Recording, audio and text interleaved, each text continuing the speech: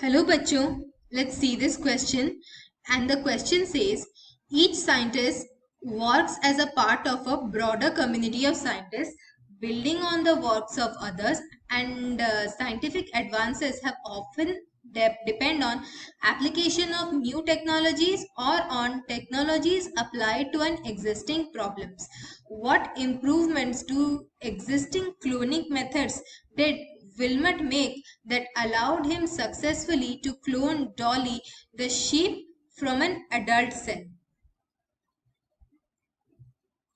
हमारा क्वेश्चन यहाँ पर ये कह रहा है कि साइंटिस्ट कम्युनिटी एक बड़ा कम्युनिटी है और यहाँ पर जो भी नए रिसर्चेस होते हैं या फिर कोई जब इम्प्रूवमेंट होता है तो फिर प्रीवियस रिसर्च के बेसिस पे होता है या फिर हम प्रीवियस रिसर्च से डाटा लेते हैं और उसको हमारा एक्सपेरिमेंट का बेस बनाते हैं और फिर नए कॉन्सेप्ट्स बनाते हैं। जैसे कि हमारा सक्सेसफुली जब क्लोन हुआ था डॉली बाय विलमट, तो वो कौन से इम्प्रूवमेंट हुए थे एग्जिस्टिंग क्लोनिंग मेथड्स पे। और हमारा की कॉन्सेप्ट यहाँ पर क्लोनिंग मेथड्स के बारे में रहेगा और कैसे और कौन से इम्प्रूवमेंट हुए ताकि डॉली जो क्लोन हुआ था एडल्ट सेल से एक शीप, वो सक्सेसफुल कैसे हुआ। क्लोनिंग क्या है? क्लोनिंग हमारा एग्जैक्ट जेनेटिक कॉपी बनाना है एक लिविंग सेल का। ये कई तरह से हो सकते हैं। क्लोनिंग के कितने सारे इंस्टेंसेस है। पहला हमारा प्लांट क्लोनिंग का है। प्लांट क्लोनिंग यानी कि हमारा स्टेम सेल कल्चर। यहाँ पर वेजिटेटिव टोटीपोटेंट सेल लेते हैं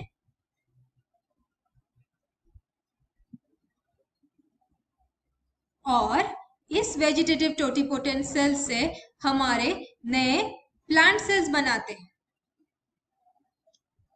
यहाँ पर टोटीपोटेंट सेल्स मतलब हम एक सेल जिसमें डिवाइड करने से और डिफरेंशिएट करने से हमारे प्लांट बॉडी के सारे सेल्स बन सकते हैं। इसका मतलब है टोटीपोटेंस, मतलब इसका पोटेंशियल है कि वो प्लांट बॉडी के सारे सेल्स बना सकते हैं। फिर आया हमारा एग्जाम्पल एनिमल क्लोनिंग का।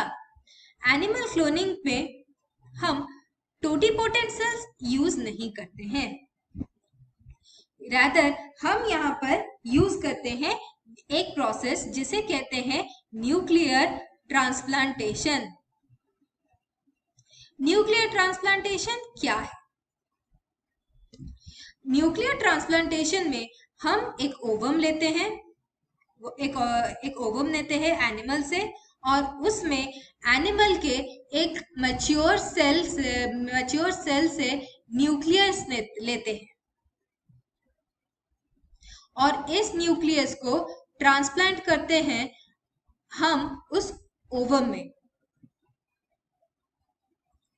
ये करने के बाद हम उस ओवम को डेवलप होने के लिए छोड़ते हैं ताकि वो नॉर्मल एनिमल बॉडी बना सके। ये है हमारा एनिमल क्लोनिंग का बेसिक्स कॉन्सेप्ट, जो कि है न्यूक्लियर ट्रांसप्लांटेशन। अगर ये सक्सेसफुल होता है तभी जाकर क्लोनिंग होता है। फर्स्ट एग्जाम्पल था जो क्लोनिंग का, वो हुआ था फ्रॉग्स में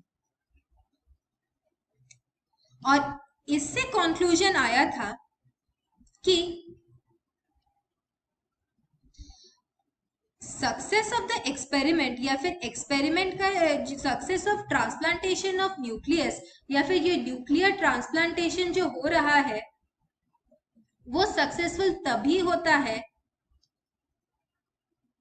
जब एज ऑफ द लॉग जिससे हम ले रहे हैं न्यूक्लियस वो कम हो। तो फिर जो फर्स्ट हमारा हुआ था ट्रांसप्लांटेशन वो फ्रॉग में हुआ था, और उस ट्रांसप्लांटेशन का success age of the frog जितना कम हो उससे सक्सेस ज्यादा हुआ। फिर आया हमारा सक्सेसफुल क्लोनिंग जो कि है डॉली का। डॉली का क्लोनिंग कैसे हुआ था? डॉली का क्लोनिंग हमारा न्यूक्लियर ट्रांसप्लांटेशन हुआ था मैमरी सेल्स के। न्यूक्लियर ट्रांसप्लांटेशन हुआ मैमरी ग्लैंड सेल से,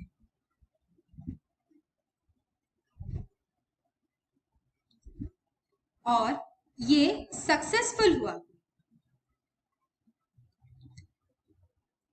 आफ्टर 100 transplantations,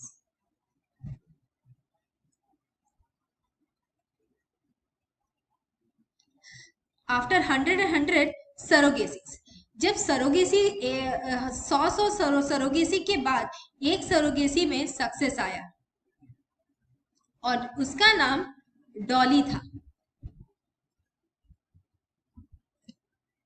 पर डॉली के 6 साल होने के बाद उसे आर्थराइटिस हुए और लंग इन्फेक्शन हुआ जिससे डेथ हुई। पर हमें ये पता करना है कि यहाँ पर कौन कौन से पहले टेक्निक जो थे क्लोनिंग के वो यूज करके उसे इम्प्रूवमेंट किया गया है। जैसे कि पहला, हम यहाँ टोटिपोटेंट सेल्स नहीं ले रहे हैं,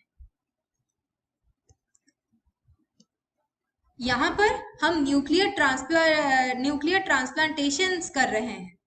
फिर न्यूक्लियर ट्रांसप्लांटेशन में हम कम एज के सेल्स को ले रहे हैं ताकि सक्सेस ज्यादा हो।